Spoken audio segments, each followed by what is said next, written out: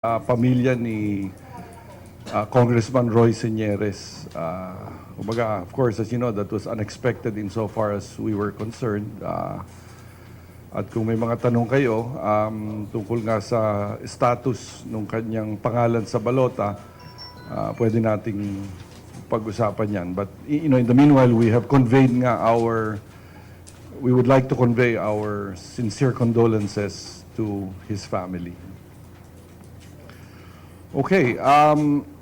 Well, before we proceed to the issues in respect of the ballot printing and other questions you may ask, I wanted to ask here, Ms. Tracy Maps is the Director of Operations of SLI Global Solutions, based in Denver, Colorado.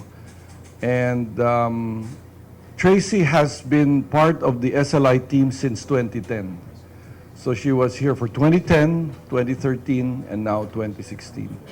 So I thought it would be instructional if ever Tracy can, give a broad overview of her experience working with Comelec over the years, and also to answer any technical or other questions you may have in respect of the process. So Tracy?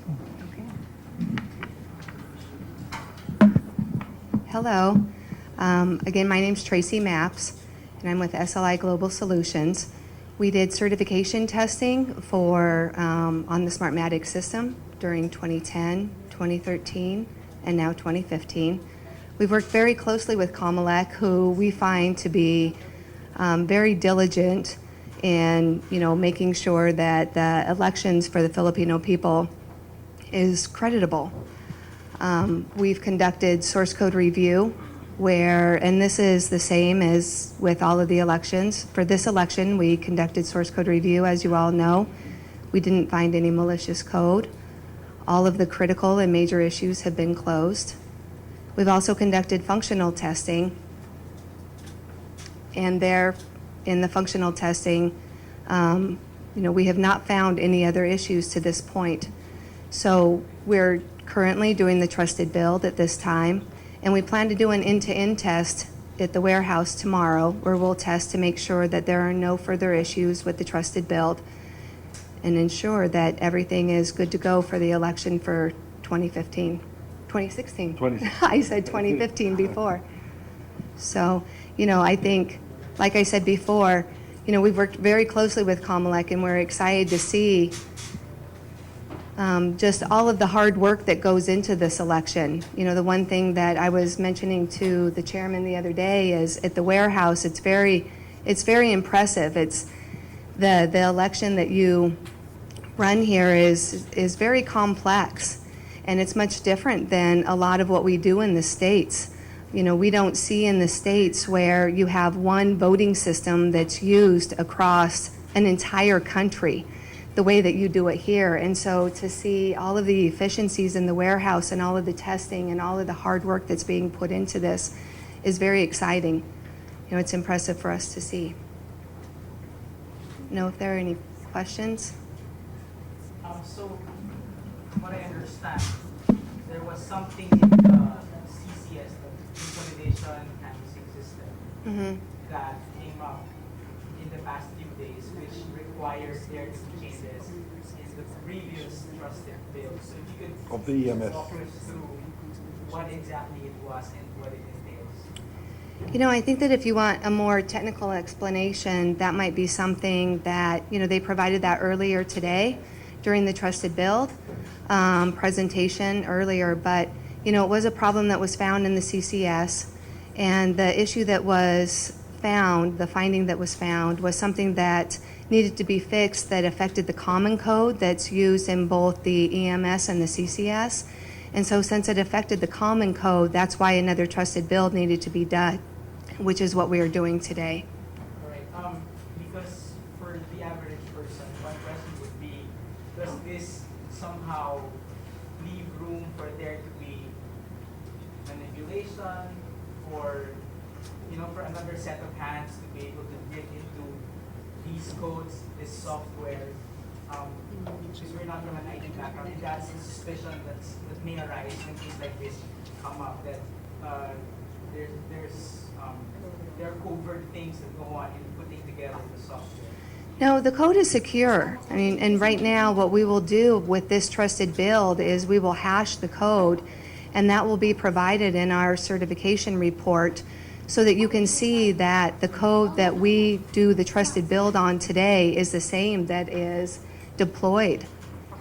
So, I mean, there will be no chance to have hands on that code. It will be the same code that's deployed. And you can ensure that by looking at the hash codes that are provided in the certification report that SLI writes. And if I may add, JC, I think you could argue it the other way around, that if there was, well, you use the M word, okay, manipulation, which is a big word, but if there was really a manipulation that was going to happen, then they could have just kept quiet and all would have been fine and dandy. But the fact that, again, there is a finding, I think to us is good because they're doing their job. We still have enough time to make changes to the system. And I think also, later on we can explain why we think that this could be actually a blessing in disguise, that we're able to ensure that the source codes are all in accordance with again, international best practices, and that no malicious stuff are included therein. Without using jargon, in very basic terms, what happened to the trusted build? What is a trusted build? What does it mean for all of us? Okay. Okay. In normal IT, they just use the word build. But here we use trusted build, so it's because it's subject to certification. That's why it's trusted, because this is the firmware we're going to use for the final configuration of the machines, final design of the ballots, as well as the data that we're going to use. That's why it's called trusted build. Now, we understand that on January 26, we created the trusted build for the EMS. And now what we're doing today is we are redoing the trusted build for the EMS. So the effect is that the previous trusted build for the EMS will be discarded. In fact, what will happen tomorrow is that when the chairman goes to the Bangko Central, he will put in some markings on the source code of the trusted build, the previous one, so that it will be disregarded, and we will put in a new trusted build. Now, what is also important is that when we have the final loading of the data, the EMS will now generate audit logs. Now, audit logs. So all the actions being taken in relation to the elections, the final actions, there will be logs on all of that. And what is important is that the hash code that will be used in that audit log will be the same as the hash code that will be generated by the trusted build. Okay, so you can be sure that this is the same firmware and that there are no malicious lines susceptible of manipulation of the election results. So what is an election management system? What I mean, just for let's say of the ordinary Okay. listener. Okay. Okay, the best comparison, but it's not an exact comparison, is if you have a computer, you're running an operating system called Windows 10, Ubuntu, or you want iOS, Apple. And let's say the CCS is Warcraft. Okay. Now, for Warcraft to run on Windows 10, there's certain codes that it has to adapt to that environment of the Windows 10. In this case, unlike a ordinary game, you can always have fixes on the bugs. So in case of incompatibility, But in elections, since the integrity of the software is critical, that we have to, at a certain point in time, to be fixed so that nobody can accuse us of it. So we have to set it up. You cannot change it every time we see a problem. It's ganun lang. It's that simple, The compatibility. And since CCS and EMS have a shared code, then that's why any change may affect the EMS. So we want it to be ensured that it's compatible. Sir, if we are removing the trusted build, how will it affect the timeline when it comes to the Okay. Definitely affected the Tile 9, not only the printing of ballot, but also the pre-lot and the packing of the machines. But on our part, we want to make sure that the firmware we're going to use we're absolutely sure it's going to work on election day. No, we rather, in effect, if it will disrupt a bit the timelines, we rather take it than finding out on election day something's wrong. Although, if I may just, again, the mock elections that were scheduled for this Saturday, February 13, will be pushing through. And that the loading of the data will start tomorrow. So if ever there's any delay, it's in the actual printing of the ballots. But we think that it will just be a 1-week delay. And as I said earlier, it can turn out to be a blessing in disguise because I think now we have more flexibility in designing the ballot face that will enable us to have a shorter ballot. No? And a shorter ballot is beneficial in several respects. First is that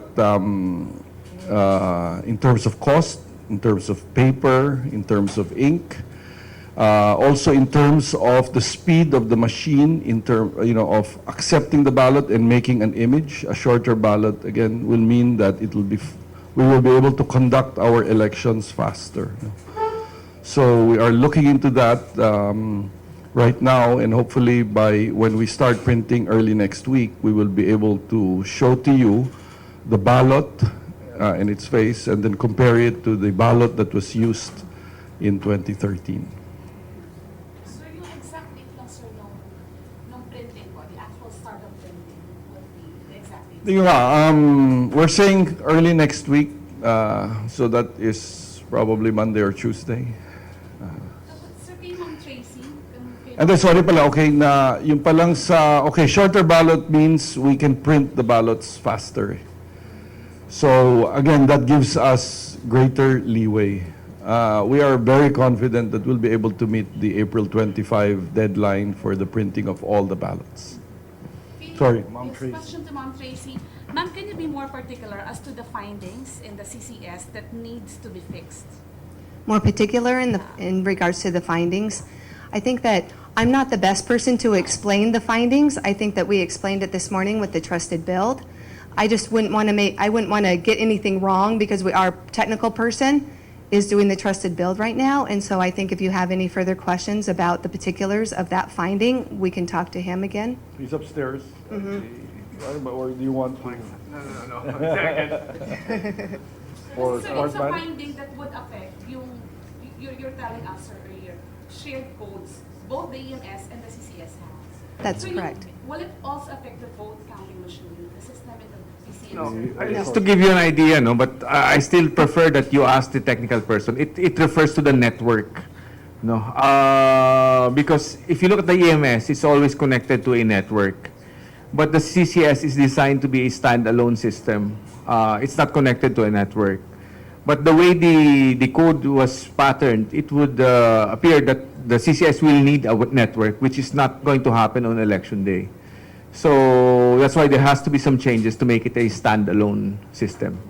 Sir, considering what happened, does it mean that Mr. Abria was right all along that you should have waited for the BCM and CCS before you started the trusted bill for EMS? Hindi naman. Like sa amin, if we didn't see this, because field test is really part of the exercise, no? We said that if we find any errors, we're not going to just allow that error. No? We're going to correct. And if it's needed to redo the trusted bid, we'll redo the trusted bid, no? For greater transparency. No? If it happened that there was nothing wrong with the EMS, then we would have proceeded already with the printing of the ballots today. Sir, will this lead to postponement of election in May? Sana naman hindi, no. Like right now, I was during lunchtime I was with the chairman. We were discussing about the compensating factors that we could do, no, considering na medyo affected yung timelines namin. No, we're looking at the ballot designs, how to cut the ballot shorter, no. We're also looking at yung pre-lot and if we could already start already printing the ballots for the pre-lot, no.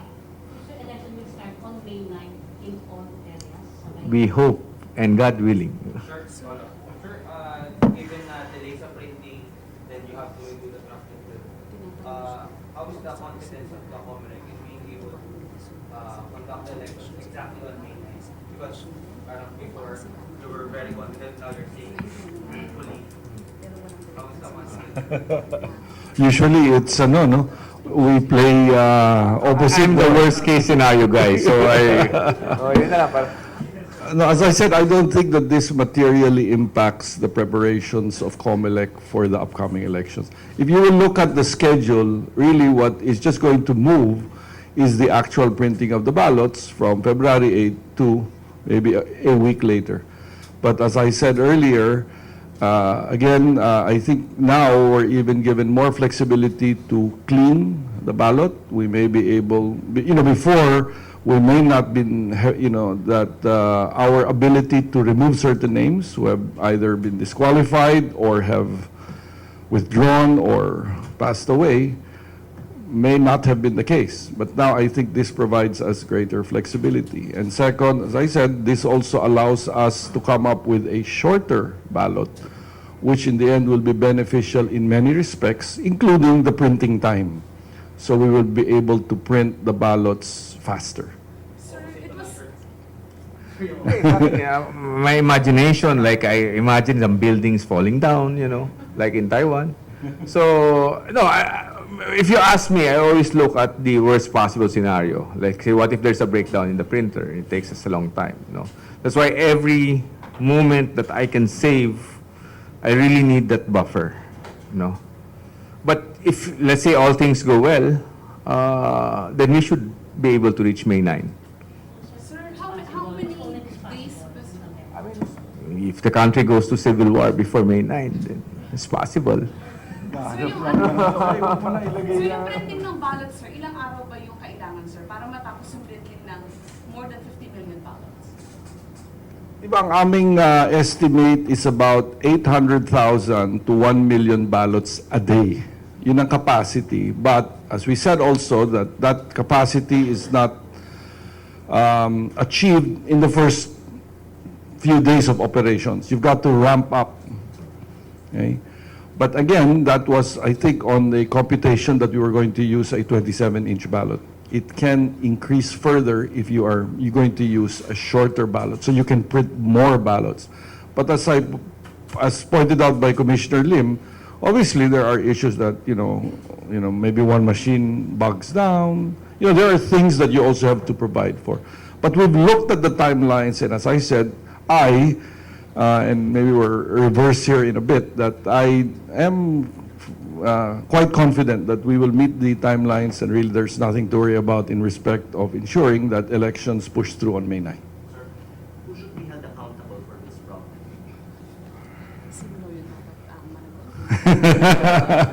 I don't know. Again, well, accountability is a big word. And as I said, these things happen during tests.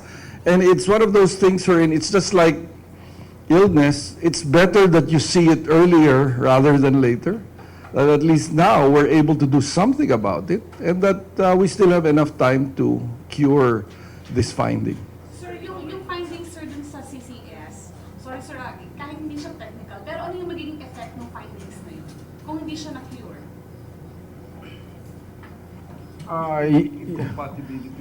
Like example, you may have problem of transmission to the CCS, during election day. Baka hindi tinanggap ng CCS yung mga transmission unless it was network enabled, So those could be the possible problems. So that will not be answered by the use of satellite? Hindi, no. Pero sir, can you give us a name or a group that we can, identify as having been accountable? Because for sure there is a person in charge or a group in charge, and this is not something we did not expect. So, I mean, who's the top of mind person or group who should be held accountable for this? Like sa akin Paterno, I'll answer you this, You have to compare this to the previous elections, In these elections, we crashed the timelines for customization. From 6 months, we crashed it down to 3 months. Now, that's going to be expected that if you're going to crash down timelines, there will be certain consequences. Pag nagmamadali ka, you're prone to make errors, no? I won't blame anybody, no? Remember, we signed the contract almost the end of August, okay? And supposedly customization was to be finished in December. So you imagine the great drastic, based on the original TOR when we bidded out documents. The vendor was given 6 months to customize the firmware, no? So that's part of the learning lessons, no? Sa akin is that really customization, you cannot compromise on that. So yung No, yung rush. Oh. yun ang problema. Sir, because of the series of delay, can you be more direct? Or, nagagahol na ba tayo? Sir, nagagahol na po ba ang Comelec? As I said, no, if you look at the current timelines, really what this just impacts is the printing, the actual printing of the ballots. And as we speak, preparations are already being undertaken at the National Printing Office. No? But the actual printing of the ballots for the automated elections will occur early next week. Aside from that, it doesn't move anything. So, and as I said, given the development of a shorter ballot, we may be able to actually expedite the printing. Chairman and also the Senior Commissioner, kanina si Senator Pimentel said two things. Number one is that he's disappointed because of all the delays that happened. And according to him, could have been avoided, she was using his words, had the commission had more foresight, sabi niya. And then the second thing is, maybe the Comelec should demand an explanation from Smartmatic for why it ended up being this way. So your answers. Well, as you know, foresight, that's, there are a lot of things that can happen. And I think really what we need to focus on is whether or not we are able to come up with solutions and with, like I said, ways in order to ensure that these things that happen do not, I would say, hinder our objective of having credible elections in May 2016. No? So, and as you know, many things along the way, and this may not be the last, things that we need to address as we go closer to May 9. But I think you can either focus on the problem or focus on the ability of the organization to come up with solutions. Be proactive in ensuring that the solutions are able to cure the problem. So as I said, this one really does not materially impact the schedule. In respect of Smartmatic, well, we have here the project director, Mr. Eli Moreno. I don't know if you'd like, maybe you can just ask him later if you have any specific questions in respect of that. There is a JCOC hearing on February 16. So I am fairly certain that Senator Pimentel will ask that explanation. So maybe we can hear that explanation either now or next week. Sir, baka lang may mag-isip, baka naman ginagawa lang na rason to ng Comelec para ma-delay yung ballot printing, para mahintay yung Supreme Court, yung police po. I'm sure narinig nyo na yung ganyang feedback. How would you respond to that? You see, I told you they would ask that question. Actually, bukas na ilo-load yung data. Okay? So, alam niyo naman, bukas, meron pang oral argument. No? So, now, as to whether or not we will see a Supreme... Again, maybe the follow-up question is, what if the Supreme Court decides on Friday? They make a final decision. Can we still change things?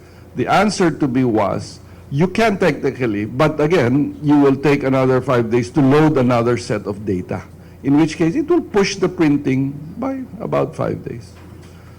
If a decision is made, say, within the week. Alam mo, pater sa buhay, marami talaga pwede pa eh.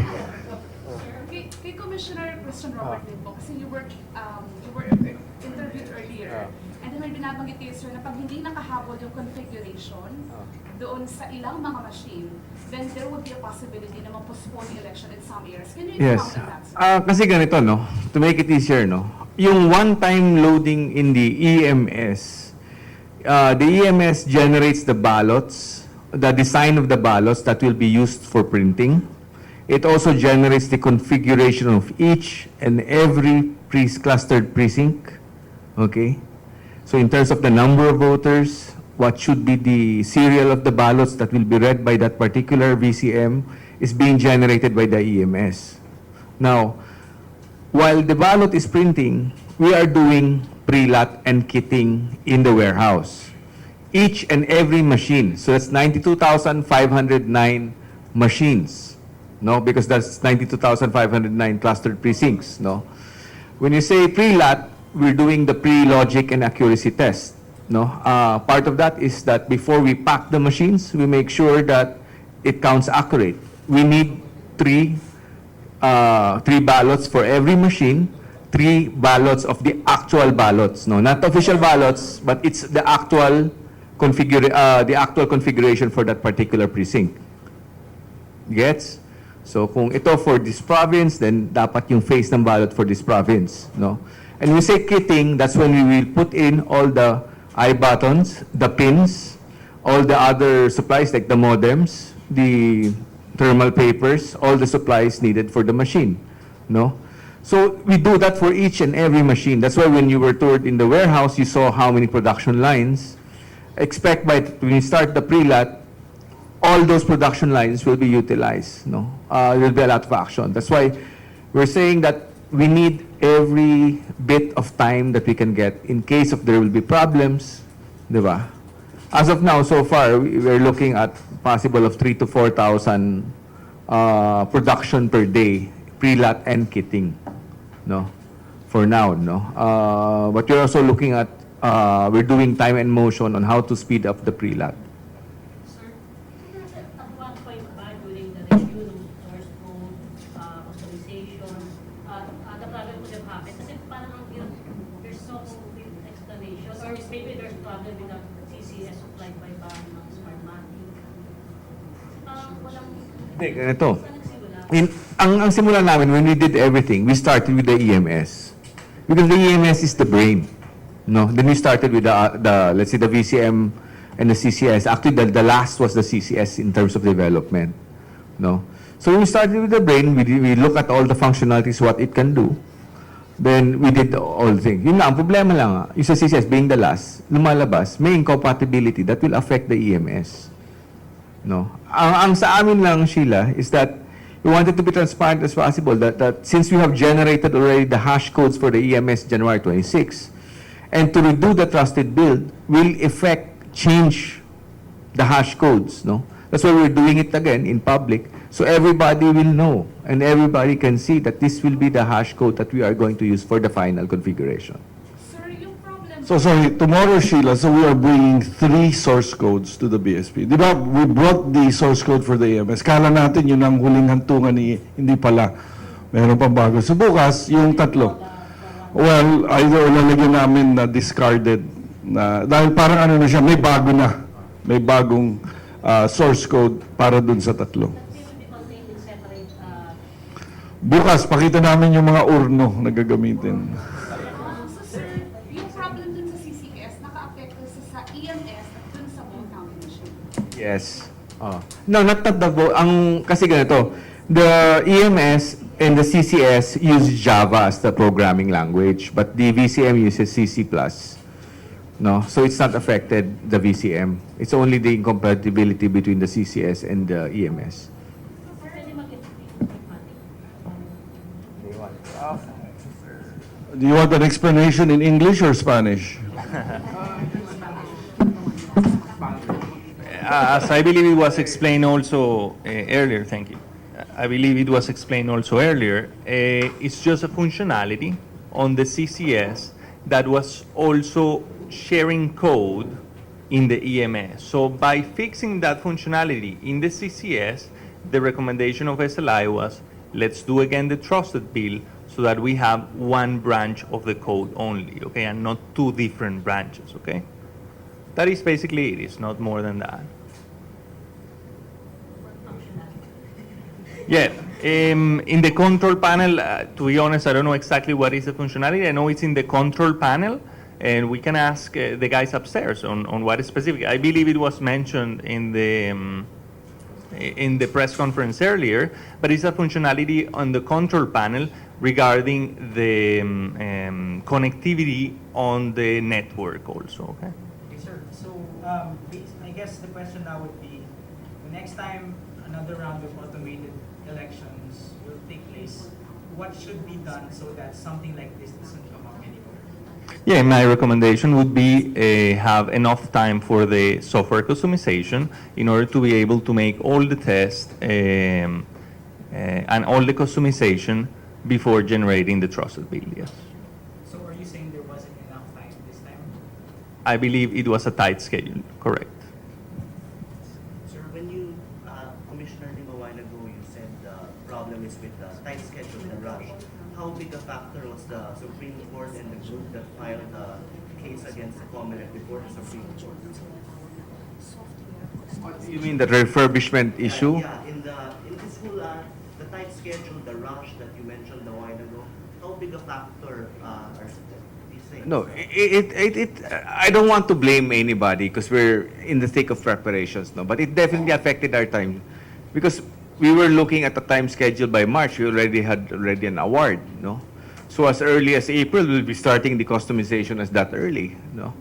So, but everything got pushed, everything got complicated, and with all due respect, Chair, with the appointment of the existing members of the commission waited for the appointment of the new members so that they will be part of the decision. No? This is a big decision that not only for the old members but also for the new members to make. No? And I'll tell you this, no? When they told me that we may have to redo the trustee bill, I had a sleepless night that night. No? It's not, ano, no? You might think that, ano, but hindi ako masaya. Pero it's better than finding out 1 week before the election that you need to change something. Sir, the problem on the CCS will not at all affect the source code ng VCM, but how will it affect the configuration of the VCM, sir? It will not. It will not. It has no effect in the VCM. I believe you have asked that 3 times already. But again, it will not affect. Sir, sa ngayon, sir, meron pa kayong for Commissioner Lee. Do you have how many, your buffer time? How much is it already at this time? Or no more? Meron akong buffer pero ayaw ko sabihin kay Chairman kasi baka gagalawin na yung timeline ko kaya secret na lang. Pero meron, sir. Pero Meron pa. Sinasabi naman natin, no, that we really have a tight schedule. But I'm also saying that at this point, and as I said, kami naman ni Commissioner Lim, as I said, we try to also push each other in the sense that playing devil's advocate, what's the worst case scenario, which I think is very important because you also want to mitigate potential risks that may happen. But as I said, when I independently examined this problem, I did not have a sleepless night because I said to me, the bigger issue was how was it going to impact the mock elections? And he said that there's no impact. It will continue this Saturday. How will it impact the printing? Well, he said it might delay the actual printing by a week. But as I said, given yung development of the shorter ballot, as I said, it might be a blessing in disguise in the sense that we're able to cut down the number of names in the ballot, as well as be able to be more flexibility in respect of the ballot so that it is shorter. And as I said, in the end, it will be beneficial for everybody to have a shorter ballot. sir, yung 1 million per day average, if you go with a shorter ballot, how much? It can increase by, but again, let's push that for next week. Okay, when we show you the ballots, we will go to NPO, all of us, again together, as a family, we will witness how the ballots, okay, are going to be generated, okay? Sir, is it 25 PMA something? Yeah, baka nga mas maaga. Tingnan natin. But again, relax muna. Yan sabi ko, at this point, okay ba? Pag ano naman sasabihin ko naman sa inyo, di ba? Pag ano. Okay, May Congressman Siniera, sir. Ano yung... Yes, okay.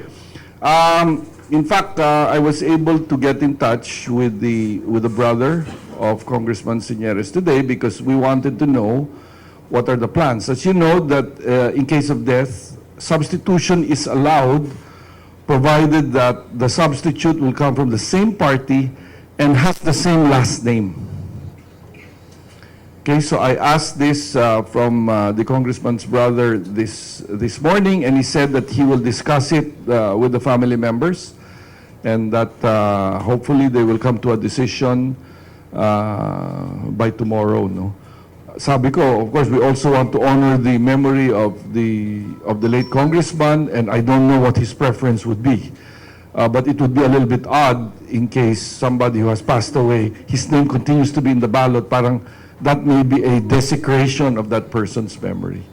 However, if he is substituted, again, correct me if I'm wrong, Commissioner Lim, but his name as is will be printed in the ballot, okay? But somebody else may run in his stead, but that person must have the same last name and a member of the party. But sir, if you're going to load the data tomorrow, does it mean that you have to decide the date?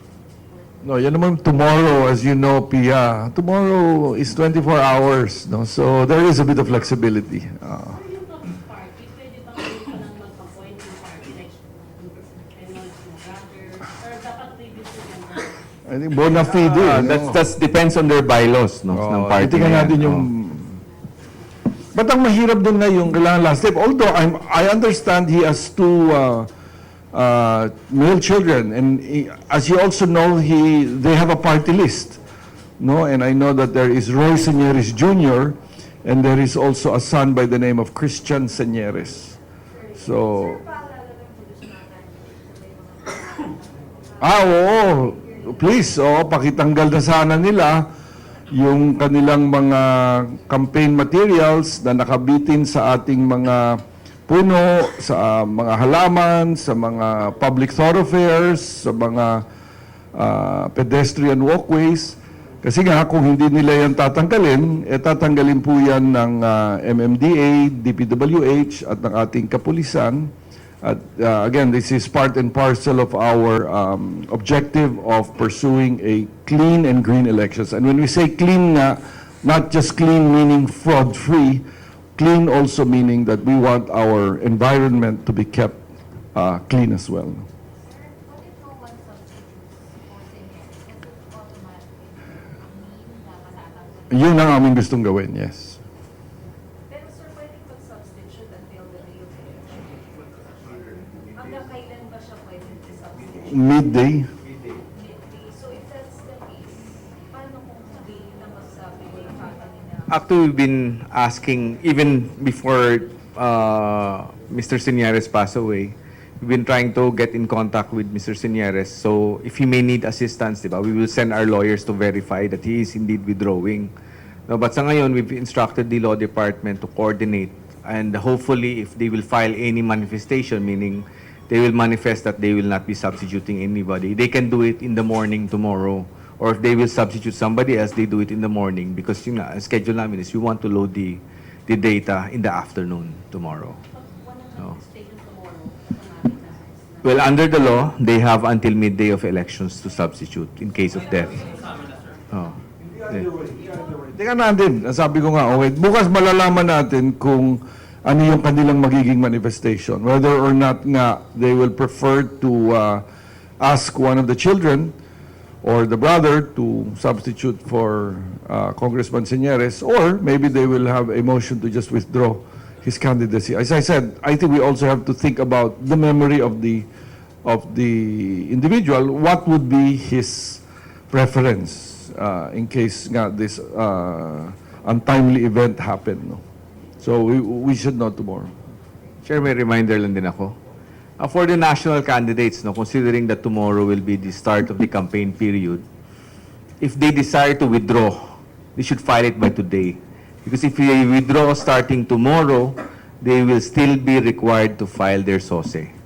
That's in the case of Pilar versus Comelec, 1995 case. So they have to withdraw by today. If they withdraw tomorrow, they're considered a candidate, they have to file their SOSE. And perhaps that's the other thing that we need to remind our candidates. Tomorrow is the official start of the campaign period, but as you know, many things have been happening the past several months that already partake of campaigning. But really what the difference is that the meter starts to run in respect of their expenditures. So the campaign finance unit of the Comelec, again led by Commissioner Lim, will now monitor the expenses in respect of advertisements, of campaign paraphernalia being used, so as to make sure that these expenses do not exceed what are provided for by law. Anong policy do sa ano? Kasi practice yung mag-put up ng stakes sa road, then yung nababasa. Anong policy ng government? Hindi, basta expenses of putting that up, you have to declare that in your SOSE. Ano niya yun sa traffic? I think yan, it's more an MMDA local, hindi kami masyadong so dapat, well, in fact na, sinabi ni Chair Carlo, sabi ko naman sa kanya, in case he needs help from Comelec to enforce certain of these policies, we would be more than willing to do so. No? But, for example, with respect to traffic, I'm sure there are ordinances. Now, you have to get permission, consent from the mayor's office to, di ba, there are several rallies to be held tomorrow. They got, I'm sure, permission from the mayor's office, no, but not from Comelec. Chair, in 2013, the MMDA identified 20 thoroughfares that bawal yung mga magrarally doon at bawal magcaravan, no, because of traffic issues. So we hope that the MMDA can also coordinate and will support them, no, for that. Sir, can you just elaborate on the prohibited acts when the official campaign period starts, like case of donations, giving cash in kind? I understand where. No, actually, so as to simplify matters, we have an FAQ, Madam K. It is with her, this lady. It's also in question and answer form. So it will be easy for you, because it's, quite a number. But I think that really the focus is on campaign materials that are found in the, in incorrect areas. And then second is campaign expenditures. Sir, sabi nyo, render powerless kayo ng premature campaign. Sir, ngayon na campaign period, happy days over na over. We love it.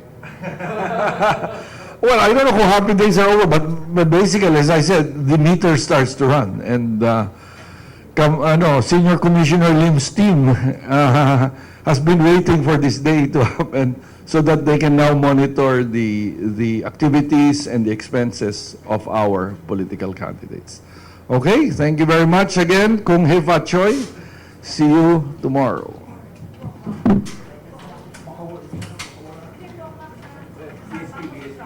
Kasama na naman ba kayo sa ating living? Kaya rule mo na, sir, yung unang tatlong nakasama, ibahin mo na Hindi naman natin.